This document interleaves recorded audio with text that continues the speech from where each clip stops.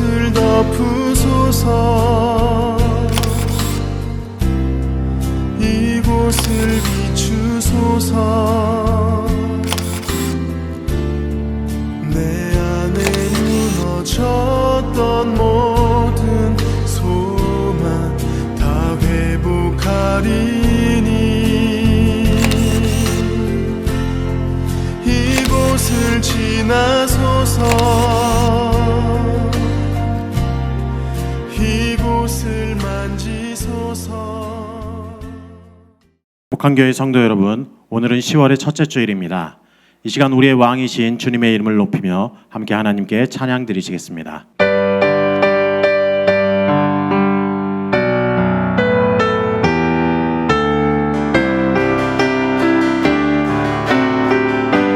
당신은 영광의 왕, 당신은 영광의 왕, 당신은 평강의 왕,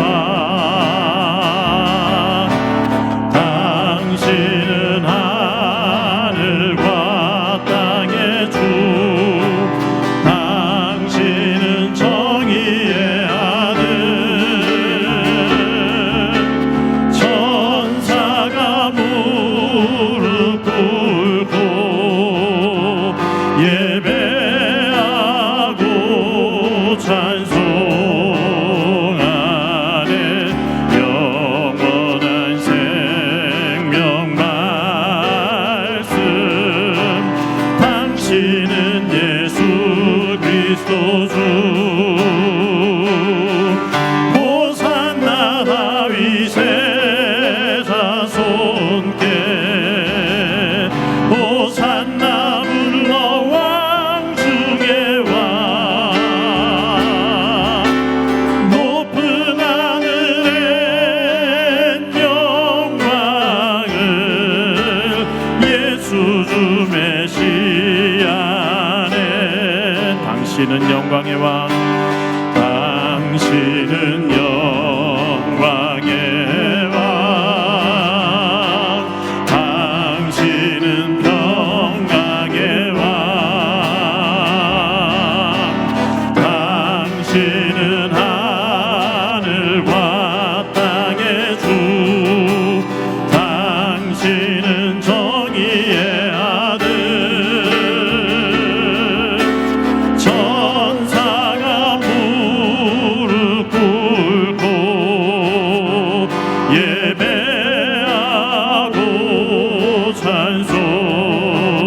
찬송하는 영원한 생명 말씀.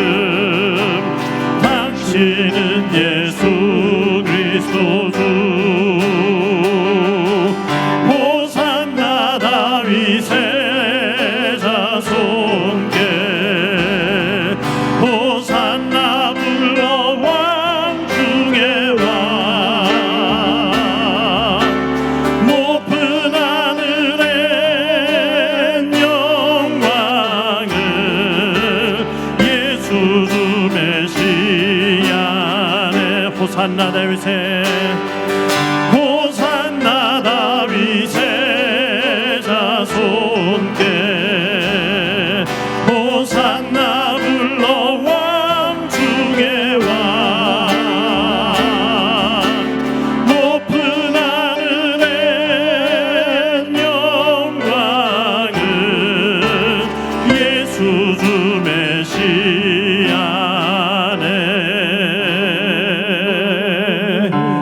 이 시간 기도하실 때 오늘 예배가 영과 진리로 드리는 참된 예배 되게 하여 주옵소서. 우리의 예배의 대상이 왕이신 하나님이심을 기억하며 올바른 마음가짐으로 잘 준비된 예배를 드리게 하여 주옵소서. 하나님께서 말씀을 통해 내리시는 은혜를 감사하는 마음으로 받게 하시고 마음에 새긴 말씀이 삶의 열매로 나타나는 복을 누리게 하여 주옵소서. 이 시간 말씀 증거하시는 담임 목사님께 은혜와 능력 부어주옵소서. 함께 간절히 기도하겠습니다. 살아계신 하나님 아버지, 주님 되시는 것을 감사합니다.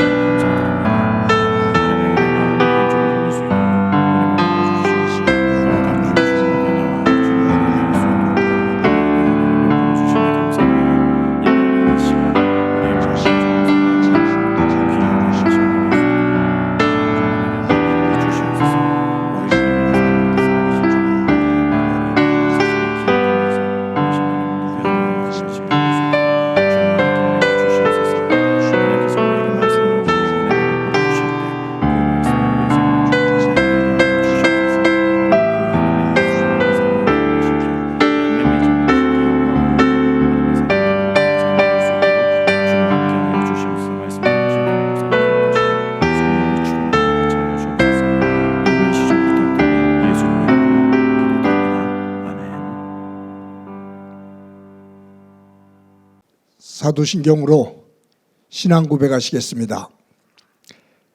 나는 전능하신 아버지 하나님 천지의 창조주를 믿습니다. 나는 그의 유일하신 아들 우리 주 예수 그리스도를 믿습니다.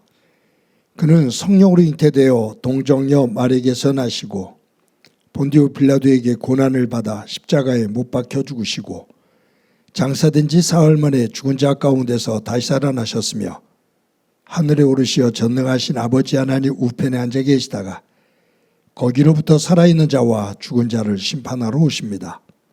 나는 성령을 믿으며 거룩한 공교회와 성도의 교제와 죄를 용서받는 것과 몸의 부활과 영생을 믿습니다.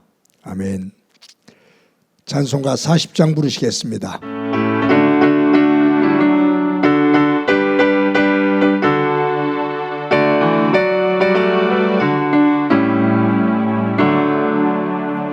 찬송으로 보답할 수 없는 큰 사랑 주님께 영광 할렐루야. 형제자매 모두 함께 모여 찬송해 주님께 영광 할렐루야. 하나님의 자녀여 크게 찬송 부르며 밝고 거룩한 길로 기쁨으로 나아가 주의 보좌 앞으로 속히 들어가겠네. 주님께 영광 할렐루야. 우리 받은 주님 은혜 한량없도다. 주님께 영광 할렐루야. 기쁜 찬송 부르면서 천국 가겠네. 주님께 영광 할렐루야.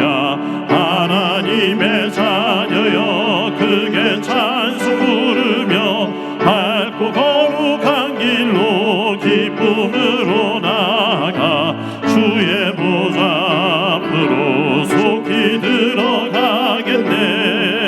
주님께 영광 할렐루야. 잠시 후에 우리 모두 주를 보겠네. 주님께 영광 할렐루야. 영광스러운 보좌 위에 거룩하신 주 주님께 영광 할렐루야. 하나님의 자녀여 크게 찬송 부르며 밝고 거룩한 길로 기쁨으로 나아가 주의 보좌 앞으로 속히 들어가겠네. 주님께 영광 할렐루야. 한국 백성 천국에서 소리 높여서 주님께 영광 할렐루야. 영원토록 주의 공로 찬양하겠네. 주님께 영광 할렐루야. 하나님의 자녀여 크게 찬송 부르며 밝고 거룩한 길로 기쁨으로 나아가 주의 보좌 앞으로 속히 들어가겠네. 주님께 영광 할렐루야.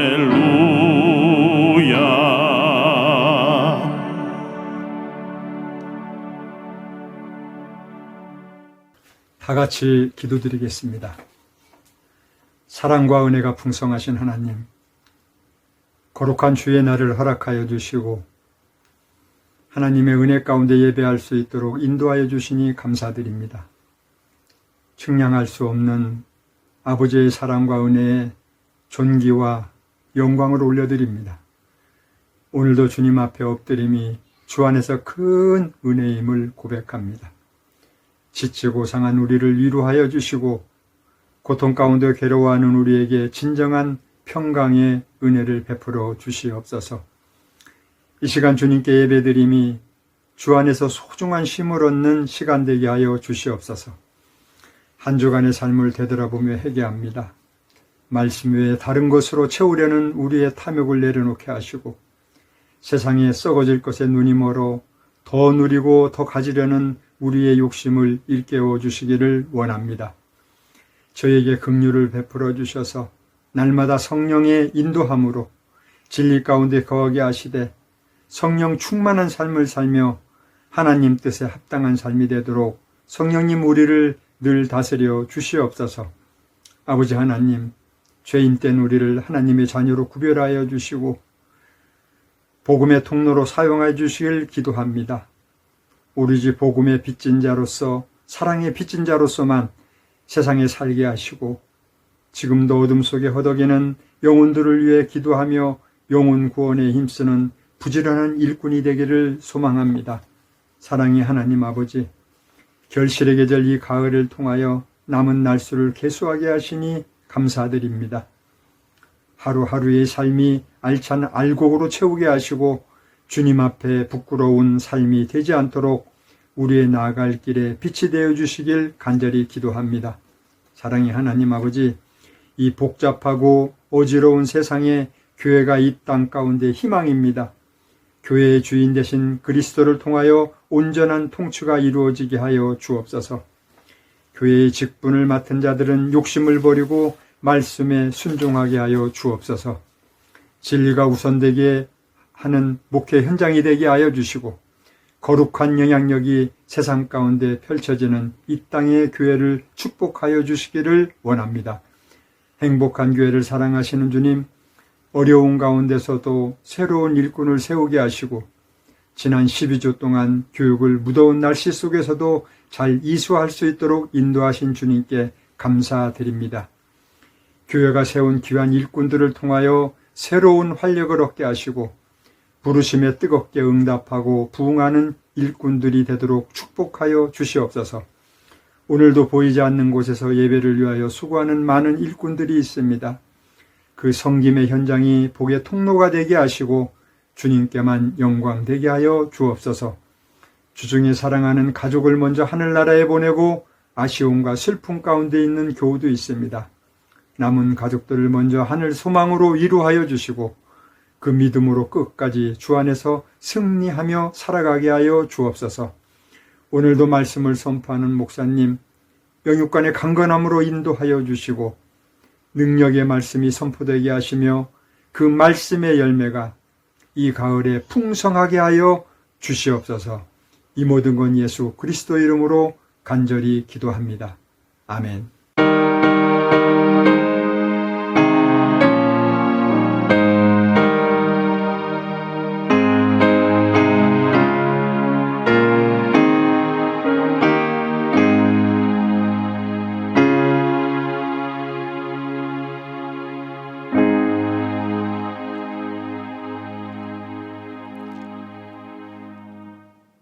이 시간 하나님께서 우리들에게 주시는 말씀은 창세기 11장 1절부터 9절까지의 말씀입니다. 봉독해 드립니다. 온 땅의 언어가 하나요 말이 하나였더라. 이에 그들이 동방으로 옮기다가 신할 평지를 만나 거기 거류하며 서로 말하되 자 벽돌을 만들어 견고히 굽자 하고 이에 벽돌로 돌을 대신하여 역청으로 진흙을 대신하고 또 말하되 자 성읍과 탑을 건설하여 그 탑 꼭대기를 하늘에 닿게 하여 우리 이름을 내고 온 지면에 흩어짐을 면하자 하였더니 여호와께서 사람들이 건설하는 그 성읍과 탑을 보려고 내려오셨더라. 여호와께서 이르시되 이 무리는 한 족속이요 언어도 하나이므로 이같이 시작하였으니 이후로는 그 하고자 하는 일을 막을 수 없으리로다. 자 우리가 내려가서 거기서 그들의 언어를 혼잡하게 하여 그들이 서로 알아듣지 못하게 하자 하시고 여호와께서 거기서 그들을 온 지면에 흩으셨으므로 그들이 그 도시를 건설하기를 그쳤더라. 그러므로 그 이름을 바벨이라 하니 이는 여호와께서 거기서 온 땅의 언어를 혼잡하게 하셨음이니라. 여호와께서 거기서 그들을 온 지면에 흩으셨더라. 아멘. 성도 여러분, 지난 한 주간 동안 평안하셨습니까? 10월 첫째 주입니다. 하나님의 은혜와 사랑이 여러분들의 가정과 삶의 자리 가운데 가득하기를 간절히 소망합니다. 타이타닉이라는 영화가 있었습니다. 이 영화는 타이타닉이라는 배가 대서양을 항해하다가 침몰하게 되었던 그 실화를 바탕으로 해서 만든 영화입니다. 타이타닉이라는 뜻은 가장 강한 것, 가장 힘이 있는 것이라는 뜻입니다.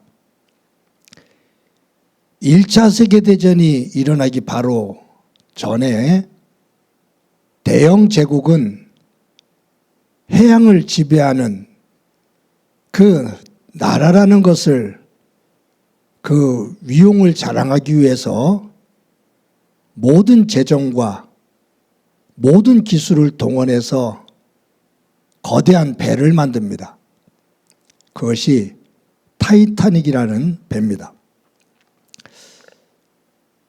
지금이야 유조선 가운데 수십만 톤이 되는 큰 배들이 있습니다만, 이 당시에 이 타이타닉, 이와 같은 배를 만든다는 것은 상상할 수 없었던 일이었습니다. 타이타닉의 배의 무게가 46,328톤입니다. 사실은 지금으로 계산해도 큰 배지요. 길이가 258m입니다. 깊이가 20m이고 폭이 28m입니다. 거대한 배입니다. 이 배를 만든 선주 회사죠. 그리고 배를 항해하는 선장, 이들은 이 타이타닉을 만든 다음에 타이타닉은 절대로 침몰할 수 없는 배다, 하나님조차도 이 배를 침몰시킬 수가 없다라고 자랑을 했습니다. 이 타이타닉이 이제 영국을 출발해서 프랑스에 잠깐 입항을 했다가 그리고 미국 뉴욕에 도착하는 항해를 시작합니다. 선주는 선장에게 가장 강하고 가장 화려한 이 타이타닉 배가 세상에서 가장 빠른 기일 안에 뉴욕에 도착하기를 원했습니다. 그래서 뉴욕에 도착했을 때 미국의 신문에 세상에서 가장 강하고 가장 크고 가장 화려한 타이타닉호가 가장 세상에서 빠른 속도로 항해를 하고 이 뉴욕에 도착했다라는 기사가 신문 지면을 덮기를 원했습니다. 그래서 선주는 속도를 내어서 빠르게 항해할 것을 선장에게 재촉하죠. 결국은 이 욕심, 자신들의 명성을 더 높이기 위한 이 욕심이 사달을 냅니다. 뭐냐 하면 기상이 악화되었음에도 불구하고, 항해하기에 참 어려운 기상임에도 불구하고 이러한 기록을 내기 위해서, 세상 사람들을 깜짝 놀라게 하기 위해서, 자신들의 그 위용과 명성을 드러내기 위해서 항해를 재촉하다가 결국은 큰 빙하와 충돌하게 되어지고, 충돌하고 짧은 시간 안에 그 배가 파손되어지면서 침몰하게 됩니다. 그때 그 타이타닉에 타고 있었던 승객이 2028명이었는데 그때 그 배와 함께 수장되어진 사람의 숫자가 1513명입니다. 항해하는 가운데, 해양사고 가운데 가장 큰 사고입니다. 이와 같은 대형 사고는 어디에서 시작이 됐냐 하면 인간의 교만입니다. 자신의 힘을 드러내고 자신을 드러내고자 하는 욕망, 이 교만, 그것이 결국은 멸망에 이르게 되는 거죠. 여러분, 오늘 본문에 나오는 이 바벨탑 사건은 인간의 교만을 상징하는 대표적인 사건입니다. 이 바벨탑을 누가 쌓았는지 그것은 정확하게 기록되어 있지를 않아요. 그렇지만 우리가 창세기 10장에서 본 것처럼 노아의 후손들, 셈과 함과 야벳, 함이 아버지 노아의 수치를, 그 부끄러움을 떠벌리고 조롱했을 때 노아가 함을 저주하게 되는데, 그 함의 손자인 니므롯, 그는 당대의 영웅이었습니다. 가장 힘이 강한 용사였습니다. 그가 지배했던 곳이 신할 평지였거든요. 그 신할 평지에 이 바벨탑이 쌓여집니다. 우리가 본 것처럼 창세기 10장에서 노아의 아들들의 족보가 나오는데, 그 가운데서 지면을 가장 많이 할애해서 강조하고 있는 인물이 니므롯이거든요. 그렇게 강조한 이유는 이 니므롯을 통해서 악인의 세계들이 다시 번성해 나가기 시작했고, 니므롯이 정착하고 지배했던 그 땅에 그가 거대한 나라를 세웠는데, 그 나라가 바로 바벨탑이다라는 거죠. 여러분, 우리가 성경을 쭉 읽다 보면 특이한 점들이 있어요. 그러면 그 특이한 점들을 찾아가다 보면 거기서 얻는 교훈이 있습니다. 아담과 하와가 하나님께서 먹지 말라는 선악과를 따먹습니다. 그래서 에덴에서 추방이 돼요. 이 에덴에서 추방이 되어지는데, 이 에덴에서 추방되어진 다음에 나타나는 말씀이 나오는데, 어디가 강조되냐면 계속 에덴 동쪽이라는 그 지명이 강조가 돼요. 우리 창세기 3장 24절 말씀 함께 보도록 하겠습니다. 시작이요. 이같이 하나님이 그 사람을 쫓아내시고 에덴 동산 동쪽의 그룹들과 두루 도는 불칼을 두어 생명나무의 길을 지키게 하시니라. 여기에 보면 에덴 동산 동쪽이라고 나오죠. 그러니까 아담과 하와가 에덴 동산에서 추방이 되었는데, 에덴 동산의 동쪽으로 쫓겨나게 되고 추방되어지고, 하나님께서 그 동쪽의 모든 길을 막으셨다 그 말이에요. 차단시키셨다 그 말이에요. 그런데 성경을 보면 이 아담과 하와의 아들 가인이 아벨을 죽이잖아요. 그리고 하나님께서 그에게 벌을 주셔서 광야를 떠돌게 합니다. 그랬을 때 이 가인이 그 광야로 들어가게 되어지는 장면이 나오는데, 그것이 창세기 4장 16절에 나옵니다. 우리 다 같이 한번 읽어보겠습니다. 시작이요. 가인이 여호와 앞을 떠나서 에덴 동쪽 놋 땅에 거주하더니, 가인이 하나님으로부터 저주를 받아 하나님 앞에서 떠납니다. 그런데 어디가 강조되냐면 에덴 동쪽입니다. 에덴 동쪽 놋 땅에 거주하여 에녹이라는 성을 쌓거든요. 그러니까 에덴 동쪽, 에덴의 동쪽으로 자꾸 더 깊이 들어갑니다. 그래서 에덴 동쪽은 하나님을 등지고 하나님으로부터 멀어지는 것, 인간이 하나님을 등지고 자신의 세계를 만드는 것, 그것을 상징하는 것이 에덴 동쪽입니다.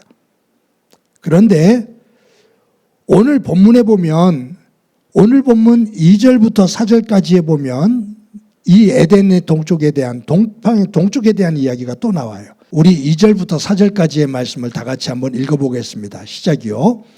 이에 그들이 동방으로 옮기다가 신할 평지를 만나 거기 거류하며 서로 말하되 자 벽돌을 만들어 견고히 굽자 하고 이에 벽돌로 돌을 대신하며 역청으로 진흙을 대신하고 또 말하되 자 성읍과 탑을 건설하여 그 탑 꼭대기를 하늘에 닿게 하여 우리 이름을 내고 온 지면에 흩어짐을 면하자 하였더니, 여기에 보면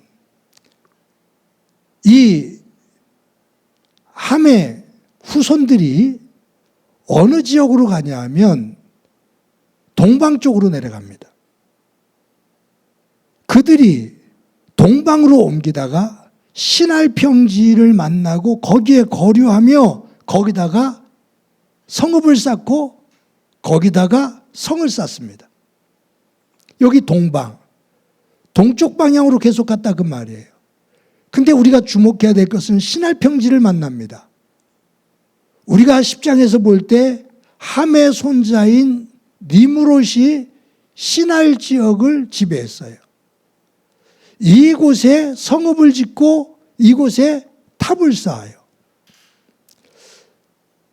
그러면서 이 니므롯은 이곳에서 자신의 나라를 만드는 거죠. 10장에서 니므롯은 그의 나라를 세웠다고 말하거든요. 부족 국가 속에서 나라라는 단어가 나온다는 것은 거대한 자신의 세계를 만들었다 그 말이에요. 이 니므롯이 동쪽으로 하나님을 등지고 멀리 떠나 하나님으로부터 멀어져 땅의 비옥한 곳에 정착해서 자신의 힘을 가지고 자신의 세계를 거대하게 만들었다 그 말이에요. 그 하나님을 거역하고 자신의 세계를 만든 그 상징적인 하나의 건물이 바벨탑이다.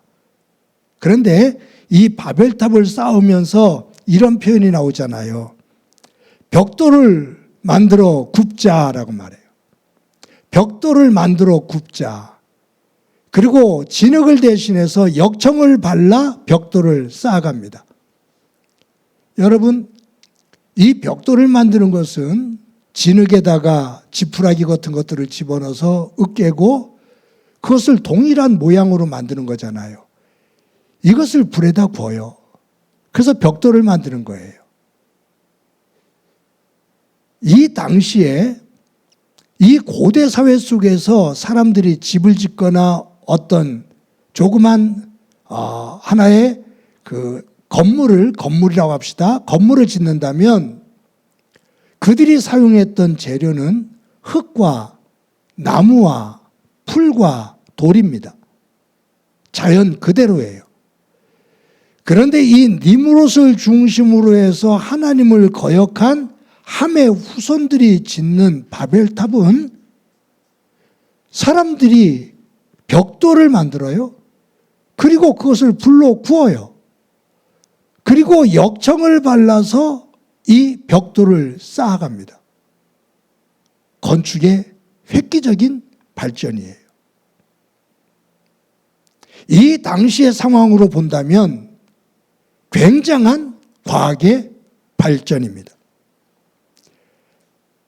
과학자들이 연구의 자료에 의하면 이 바벨탑의 높이가 한 90m 정도 되었다라고 말합니다. 여러분, 우리의 건물이 대충 한 층에 3m라고 본다면 90층이면 지금의 건물로 말한다면 30층의 건물이에요.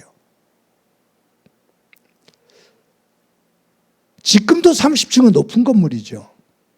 이 고대 사회 속에서 벽돌을 구워서 그것을 가지고 30층에 달하는 높이의 건물을 지었다라는 것은 대단한 겁니다. 그 당시의 사람들 속에서 머릿속으로는 상상할 수 없는 일이 이루어진 겁니다. 우리 인간의 힘이 이만큼이야 라는 것을 자랑할 수 있을 만큼의 그러한 힘을 드러낸 겁니다. 여러분, 지금 현대 건물이 가장 높은 것은 거의 900m가 넘는다고 그러죠? 그러면 수백 층이에요. 여러분, 지상 위로 수백 층에 달하는 높이의 건물을 지을 수 있는 것은 건축 기술의 발전입니다.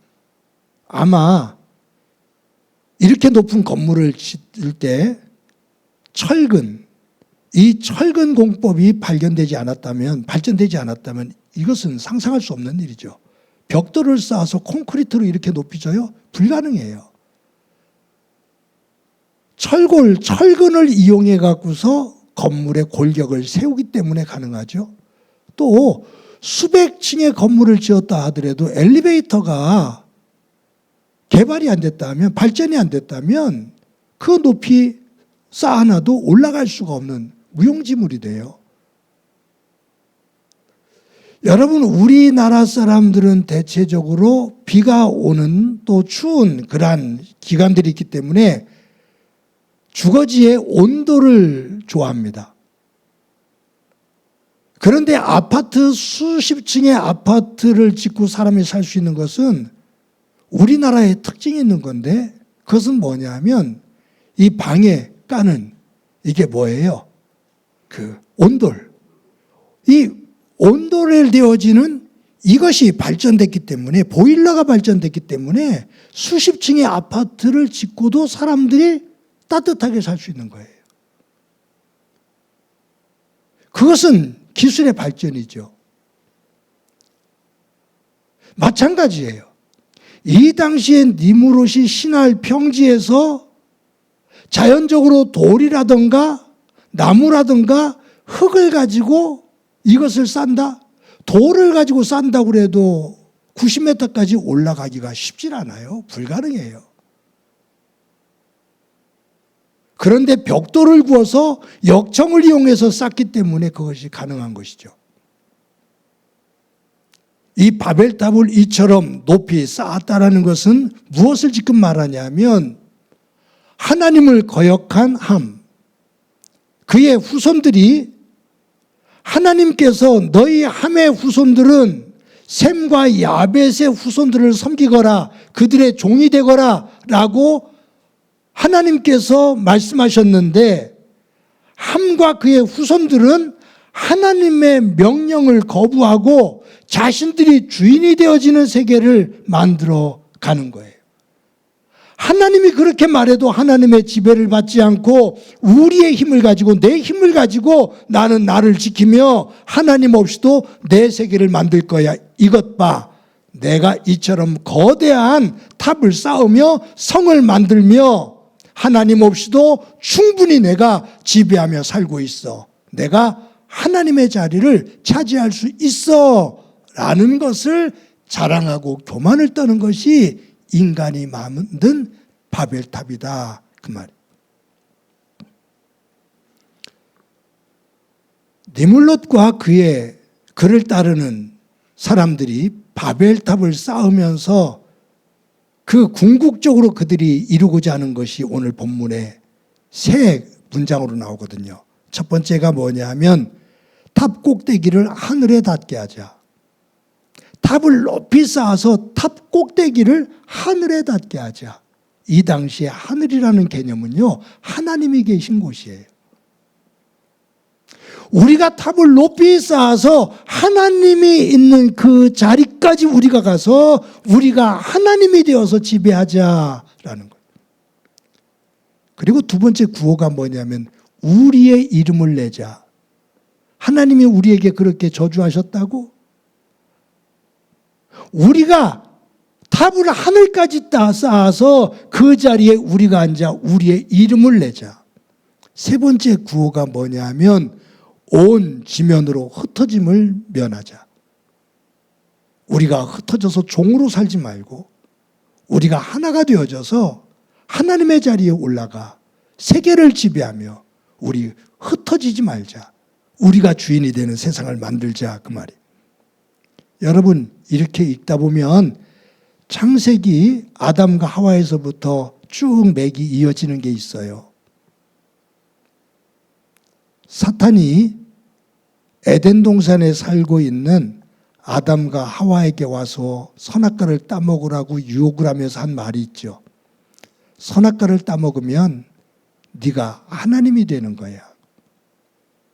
하나님이 이것 하지 마라고 했는데, 선악과 따먹지 마라고 했는데, 네가 하나님의 명령을 어기고 선악과를 따먹으면 그 하나님의 명령을 어기고 선악과를 따먹는 네 의지를 가지고 네 삶을 네가 지배할 수 있어. 네가 주인이 되는 거야. 왜 하나님에게 지배를 받아? 왜 하나님의 말씀에 순종을 하고 거기에 머물러? 네가 네 삶의 주인이 돼, 이 바보야 라는 거거든요. 네가 하나님이 돼. 네가 네 세계의 주인이 되는 거야 라고 말하는 거죠. 아담과 하와가 선악과를 따먹으면서 하나님과 동떨어지는 거예요. 하나님의 지배를 거부하는 거예요. 하나님의 정신의 세계와 영적인 세계를 거부하는 거예요. 내 삶을 내 생각대로 내 방식대로 내가 주인이 되어서 살면서 지배하겠다 그 말이에요. 하나님의 지배의 영역인 에덴에서 추방당하죠. 그런데 그것이 계속 이어져요. 라멕이 나오잖아요. 가인의 후손 라멕이 누군가 나에게 해를 끼치면 하나님이 7배를 갚아준다고 그랬는데 말도 안 돼. 7배 갚으려면 갚으라고 그래. 나는 하나님이 안 갚아도 내 힘을 가지고 77배를 갚을 거야. 자기의 세계죠. 하나님 없는 자기의 세계를 자랑해요. 그런데 이것이 누구에게로 이어져요? 오늘 바벨탑을 짓는 니므롯 세계로 이어져요. 그러면서 하나님 없이 우리가 하나님의 자리까지 올라서 우리가 흩어짐을 면하고 우리가 지배하는 세계를 만들자라는 거예요. 교만의 끝이죠. 여러분, 사무엘상을 보면 초대왕 사울 왕에 대한 이야기가 나옵니다. 그리고 이 초대왕, 이스라엘의 초대왕 사울을 하나님의 명령에 따라 그의 머리에, 사울의 머리 위에 기름을 부어서 그를 왕으로 세운 선지자 사무엘이 나와요. 그런데 성경을 쭉 읽다 보면 사울 왕이 아말렉과 전쟁을 해서 이깁니다. 아말렉과 전쟁을 하고서 전쟁을 해서 이긴 다음에 그가 기념비를 세워요. 근데 기념비를 세우는데 성경을 보면 자기를 위하여 기념비를 세웠다라고 기록되어져요. 그러니까 아말렉과의 전쟁을 하고 그 전쟁에서 승리한 다음에 기념비를 세우는데 이 기념비를 세우는 이유는 뭐냐 하면 사울 왕 자신의 힘, 자신의 이름, 자신의 공, 이것을 드러내기 위해서 자신을 위해서 기념비를 세워요. 그런데 사무엘이 훗날 블레셋과 전쟁하게 되거든요. 이 블레셋과의 전쟁 속에서 승리를 하게 돼요. 그때 이 사무엘 선지자도 기념비를 세웁니다. 그런데 그 기념비를 세우는 그 기념비의 이름을 에벤에셀이라고 지어요. 여호와께서 여기까지 도우셨다라는 거예요. 그러니까 블레셋과의 싸움에서 승리한 다음에 기념비를 세우는데 이 기념비를 세우면서 누구에게 영광을 돌리냐면 하나님이 이 싸움에서 전쟁에서 이기게 하셨다. 하나님께 영광을 돌리자 그거예요. 사울왕은 아말렉과의 싸운 다음에 이기고 자기를 위해서 자기의 공을 드러내기 위해서 교만을 드러내고 힘을 드러내면서 자기를 위해 기념비를 세우고 사무엘은 블레셋과의 전쟁에서 이긴 다음에 하나님께서 이 전쟁에서 이기게 하셨어. 하나님께 영광을 돌리기 위해서 기념비를 세워요. 그런데 전쟁에서 이기고 자기의 이름을 위해서 기념비를 세운 사울 왕이 훗날 블레셋 군대에게 비참하게 죽임을 당하고 그의 목이 잘려져서 그의 목이 성문에 걸립니다. 전쟁에서 이긴 다음에 하나님 앞에 영광을 돌리는 사무엘의 삶은 하나님께서 그의 삶을 복되게 만드십니다. 가장 아름다운 선지자 가운데 한 사람으로 하나님께서 이름을 새겨주십니다. 교만한 자의 목을 꺾으시고 겸손한 자를 세우시는 하나님의 세계를 볼 수가 있습니다. 여러분, 이 창세기 11장은 바벨탑이 중심이죠. 그런데 이 바벨탑 사건 1절에서부터 11장 1절부터 9절까지고 다음에 보면 셈의 노아의 첫째 아들 셈의 족보가 다시 이어져요. 10장에 이어서. 그리고 누구에게로 가냐면 아브라함에게로 가요. 그래서 이 구조를 보면 동일해요. 하나님을 거역해서 에덴의 동쪽으로 더 멀어지는, 그러니까 하나님으로부터 멀어지는 이 악의 세력, 어둠의 자식들, 그들이 땅을 중심으로 해서 바벨탑을 쌓습니다. 그리고 하나님의 자리까지 오르려고 합니다. 그리고 자기의 공로와 자기의 힘을 자랑합니다. 교만의 극치를 이루죠. 하나님께서 그 바벨탑을 무너뜨리셔요. 그런데 그 바벨탑을 무너뜨리는 그 현장 갈대아 우르에서 하나님께서 한 사람을 선택하십니다. 그게 누구냐 하면 이 바벨탑이 무너지는 사건 그 이후에 나오는 셈의 후손 가운데 노아예요. 아브라함이에요. 하나님께서 그 아브라함을 그곳에서 바벨탑이 무너지는 현장에서 부르시면서 뭐라고 말씀하시냐면, 아브라함아, 너의 본토 친척 아비의 집을 떠나 내가 너에게 지시할 땅으로 가라라고 말씀합니다. 여기 본토 친척 아비의 집을 떠나라는 이 말은 니므롯을 중심으로 인간의 힘을 자랑하고 하나님을 거역하고 있는 그 현장, 그 힘, 그 세상, 그곳에서 미련두지 말고 그것을 떨치고 일어나 나 하나님이 너에게 지시할 땅으로 가라. 즉 불순종하는 그 자리에 미련을 두지 말고 일어서서 다 떨쳐버리고 나 여호와의 말씀에 순종하는 길로 가라. 그러면 내가 너를 복의 근원으로 세워주겠다.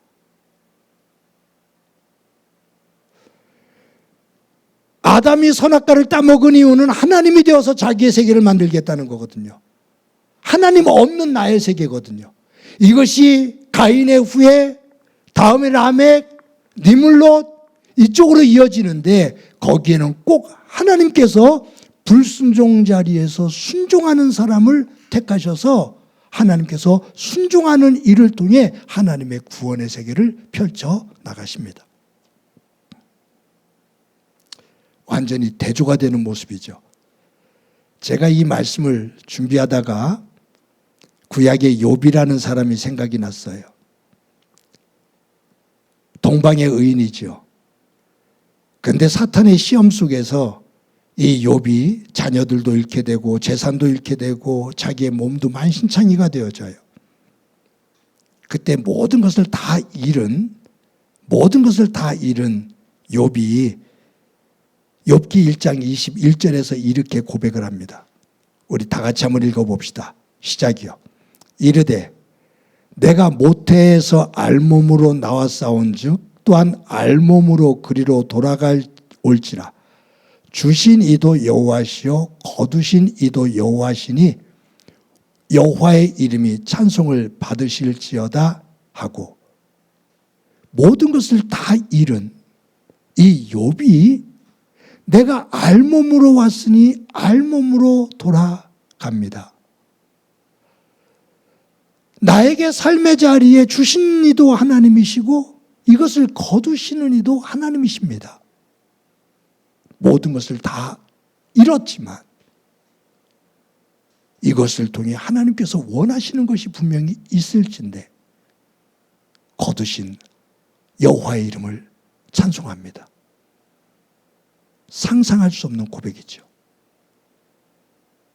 우리는 하나님께서 주실 때만 찬송하거든요. 하나님이 거두시면 불평하거든요. 엄밀한 의미로 보면 이기적인 믿음이에요. 하나님의 뜻과 관계없이 내가 원하는 것을 중심으로 한 찬양이에요. 내가 원하는 것이 이루어지지 않으면 불평이에요. 근데 욥은 왜 대단하냐 하면 내가 원하지 않는 것, 그 현상이 일어났어요. 자녀가 죽어요. 모든 재산을 다 빼앗겨요. 무너졌어요. 그런데 욥이 하는 고백은 뭐냐면 주신 이도 하나님이시고 거둔 이도 하나님이십니다. 사탄이 욥을 음해하면서 뭐라고 말하냐면 하나님이 욥에게 준 것이 많으니까 욥이 하나님을 믿는 겁니다 라고 말하거든요. 걷어가면 원망할 겁니다. 하나님 부인하고 떠날 겁니다 라고 말했거든요. 근데 욥이 아니에요. 걷었는데 주신 이도 하나님이시고 걷어가시는 이도 하나님이시니 하나님을 내가 찬송합니다. 그런데 이것이 1장 21절의 내용이라면 욥기의 그 과정이 쭉 지난 다음에 욥기의 마지막 장이 42장입니다. 42장 12절의 결론 부분에 보면 이렇게 기록되어져 있어요. 다 같이 한번 읽어봅시다. 시작이요. 여호와께서 욥의 말년에 욥에게 처음보다 더 복을 주시니 그가 양만 4천과 낙타 6천과 손 1,000결이와 암나귀 1,000을 두었고, 여기에 얼마나 많은 복을 받았느냐 그것을 따지기보다 앞에 이 42장 12절 말씀의 전반부, 여호와께서 욥의 말년에 욥에게 처음보다 더 복을 주시니 걷어가시는 이가 하나님이십니다. 그것조차도 하나님 앞에 찬송을 하고 순종을 할 때 하나님께서 욥에게 그가 가졌었던 그 처음보다 끝자락에 더 큰 복을, 처음보다 더 큰 복을 하나님께서 주시니라. 사랑하는 성도 여러분, 저와 여러분들의 삶을 되는 대로 살아가는 것, 그냥 삶을 방관자로 살아가라는 것이 아닙니다. 우리는 하루하루를 성실하게 살아가야 됩니다. 하나님이 주신 모든 것을 가지고 우리는 최선을 다해 성실하게 살아가야 됩니다.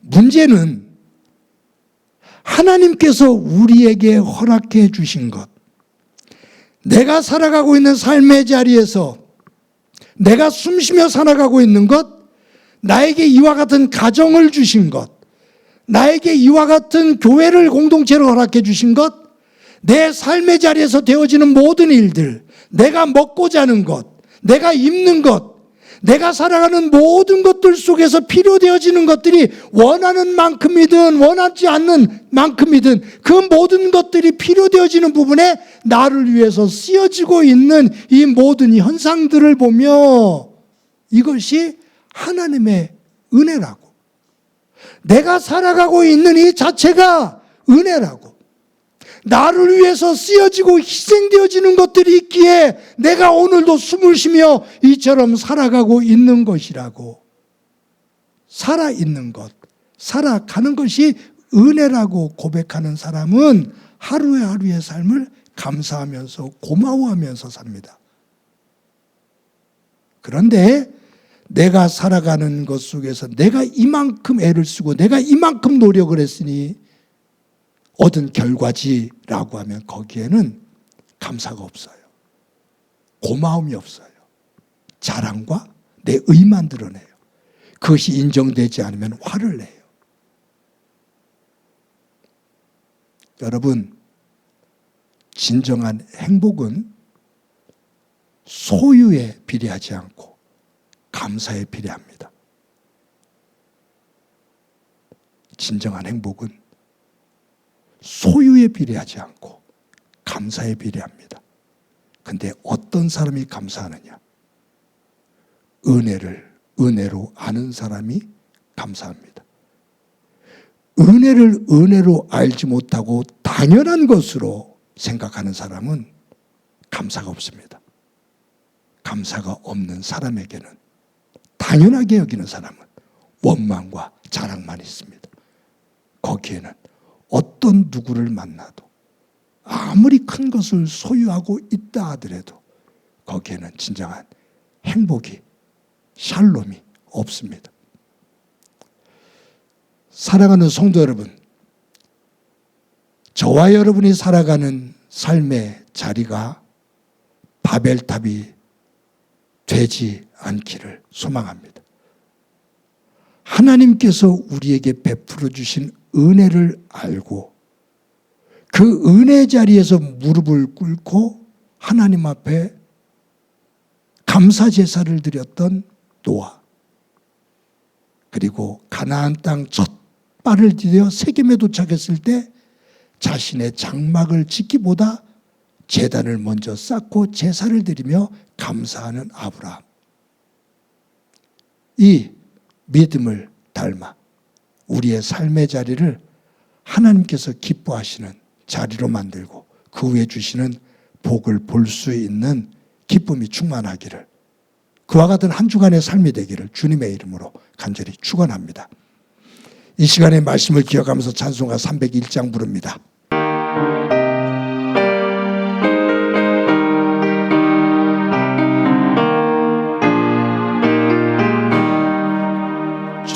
지금까지 지내온 것 주의 크신 은혜라, 아니 없는 주의 사랑 어찌로 말하랴. 사납게나 주의 손이 항상 살펴주시고 모든 일을 주 안에서 영통하게 하시네. 몸도 맘도 연약하나 새 힘마다 살았네. 물 붓듯이 부으시는 주의 은혜 족하나.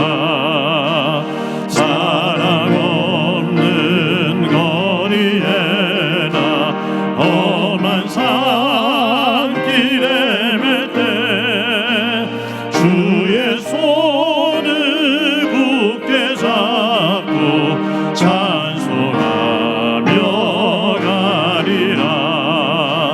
주님 다시 배울 날이 날로 다가와. 무거운 짐 주께 맡겨 벗을 날도 멀잖네. 나를 위해 예비하신 고향 집에 돌아가 아버지의 품 안에서 영원토록 살리라.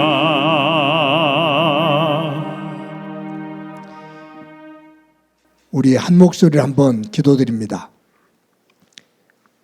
기도하실 때 우리의 삶이 또 삶의 자리가 바벨탑이 되지 않게 하옵소서.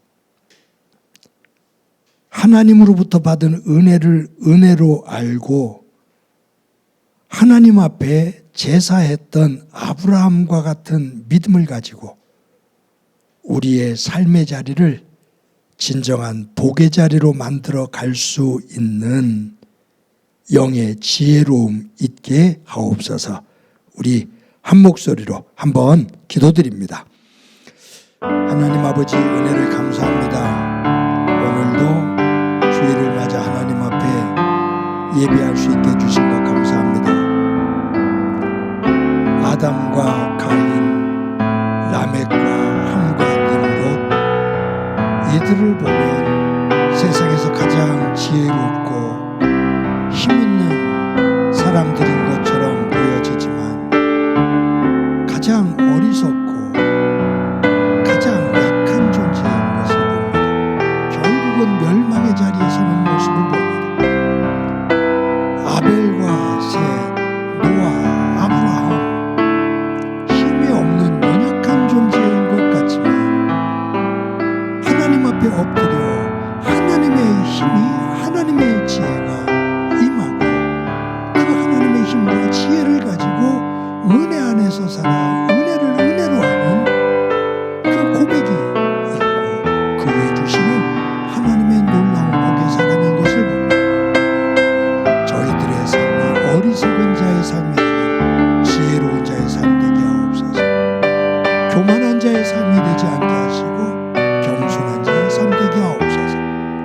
바벨탑이 되지 않게 하시고 세겜의 제단을 쌓게 하옵소서. 함께해 주시라 믿고 예수님의 이름으로 기도드립니다. 아멘. 하나님 감사합니다. 주일을 맞아 하나님 앞에 예배할 수 있게 해주신 것 감사합니다. 오늘 바벨탑 사건을 통해서 우리의 삶을 돌아봅니다. 아담과 가인과 라멕과 함과 니므롯으로 이어지는 그들의 삶을 보면 강한 힘이 있는 것 같고 세상에서 가장 지혜롭고 가장 분별력 있는 모습인 것처럼 보이지만 결국은 나락으로 떨어져 멸망이 되어지는 가장 어리석은 사람인 것을 성경을 통해서 깨닫게 됩니다. 셋과 아벨과 셋, 노아와 아브람으로 이어지는 연약한 모습인 것처럼 보여도 그들이 하나님을 의지하는 가운데 하나님이 주시는 지혜와 하나님이 주시는 힘을 가지고 삶의 자리를 살아가며 하나님의 은혜를 펼쳐나가는 지혜로운 모습을 보게 됩니다. 우리들의 삶이 어리석은 자의 삶이 아닌 하나님 안에서 지혜로운 자의 삶이 되게 하옵소서. 사탄의 쏘임을 받아 교만한 모습이 되지 않게 하시고 성령 안에서 겸손한 믿음의 모습 되게 하옵소서. 그 삶을 살아 우리의 끝자락이 욥처럼 아브라함처럼 복의 통로 되게 하옵소서. 받은 은혜를 감사하면서 귀한 예물 드립니다. 드리는 손길들 기억해 주옵소서. 저들의 믿음의 고백을 받아 주옵소서. 일터와 사업장이 복되게 하옵소서. 성도들이 가지고 있는 간절한 기도의 제목들이 있습니다. 여러 가지의 제목의 기도의 제목들이 있는데 주님 도와주셔서 곳곳에서 하나님의 개입하심과 은혜를 경험케 하옵소서. 특별히 건강을 잃은 이들이 있습니다. 조찬학 집사님 기억해 주옵소서. 박선자 권사님 기억해 주옵소서. 김은정 집사님 기억해 주옵소서. 수술을 받고 회복을 기다리는 이들도 있습니다. 주님 꼭 붙잡아 주옵소서. 주중에 슬픔을 당한 가정이 있었는데 주께서 위로해 주시고 하나님 나라 소망하게 하옵소서. 행복한 교회를 붙드시고 인도하시는 주님, 주님 앞에서는 교회가 되기를 소망합니다. 어느 누구도 사람의 이름을 드러내지 않게 하시고 하나님의 이름을 드러내며 주의 영광된 교회 되게 하옵소서. 섬기는 모든 일꾼들이 겸손한 영성을 가지고 맡은 일에 충성을 다하는 믿음의 공동체 되게 하옵소서. 교회학교 어린 생명들, 가정의 자녀들에게 은혜를 더해 주옵소서. 이 나라가 여러 가지로 혼란스럽습니다. 각자 주장하는 것들이 난무하며 극한 대결적인 모습만을 보여갑니다. 지구촌에 끊임없는 전쟁의 포성이 울려 퍼지고 탄식과 통곡의 소리가 울려 퍼집니다. 주님 도와주셔서 포성이 멈추게 하옵소서. 주께서 함께해 주시길 소망하며 예수님의 이름으로 기도드립니다. 아멘.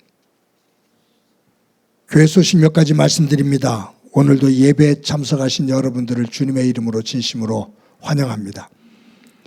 수요 예배가 저녁 때 드려지다가 오전 11시에 드리고 있습니다. 많은 성도님들이 함께하고 계신데 기도해 주시고 깨어서 함께 예배하는 자리에 더더욱이 동참하시기를 바랍니다. 매 주일 예배를 영상으로 녹화해서 유튜브에 올립니다. 주일 오전 6시에 유튜브에 올리게 되고 매일 큐티를 녹화해서 새벽 5시에 유튜브에 올리게 되는데 예배와 말씀 꼭 붙잡고 우리의 삶을 믿음 안에서 세워가기를 바랍니다. 매주 토요일 날 오전 10시에 화곡고등학교에 모여서 예배를 준비합니다. 기도해 주시기를 바랍니다. 그리고 시간이 되시는 분들 적극적으로 함께 동참하셔서 그 섬기는 시간이 기쁨이 되어지고 힘이 되어지는 시간이 되기를 바랍니다. 어려운 중에도 여러분들이 매주 정성껏 헌금해 주셔서 감사합니다. 교회가 잘 관리하면서 교회가 꿈꾸고 있는 그 나눔을 꾸준하게 실천하는 교회로 다듬어 가겠습니다. 여러분들의 일터와 사업장 위에 하나님의 은혜가 가득하기를 항상 기도합니다. 지난주에 슬픔을 당한 가정이 있습니다.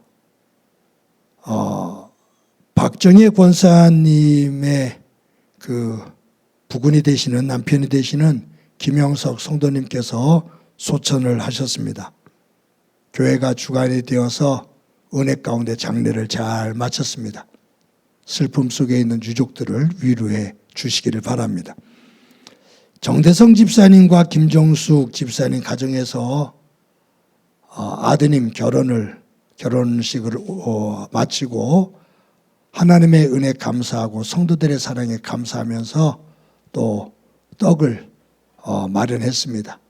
오늘 대면 예배를 드리는 분들은 또 함께 사랑을 나누게 되었는데 여러분들 서로 축하 인사 나누시기를 바랍니다. 이 시간에 우리 너는 시냇가에 심은 나무다 서로를 축복하면서 찬양합니다.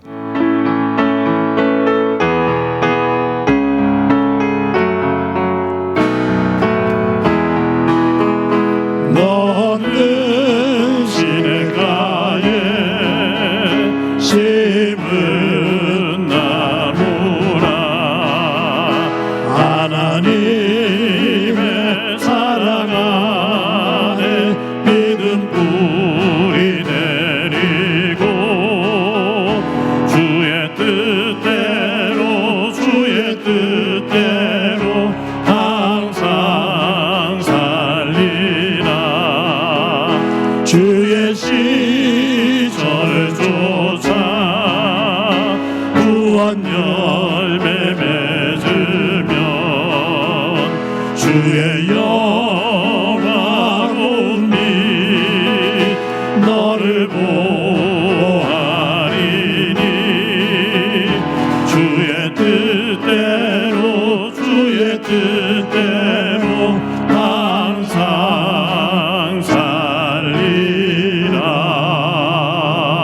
살리라. 이 시간에 나랑 친해지는 시간 갖도록 합시다.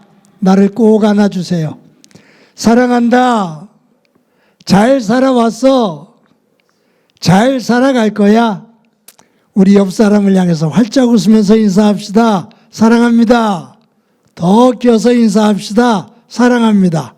더 껴서 인사합시다. 사랑합니다. 한 주 동안 평안하고 건강하시기 바랍니다. 기도합니다.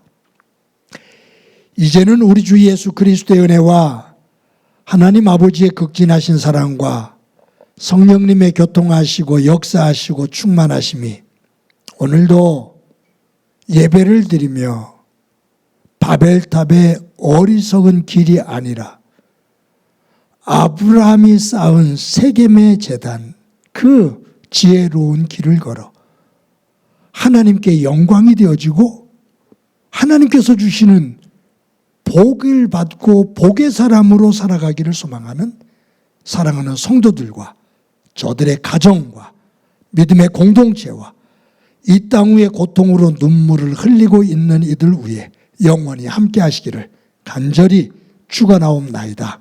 아멘.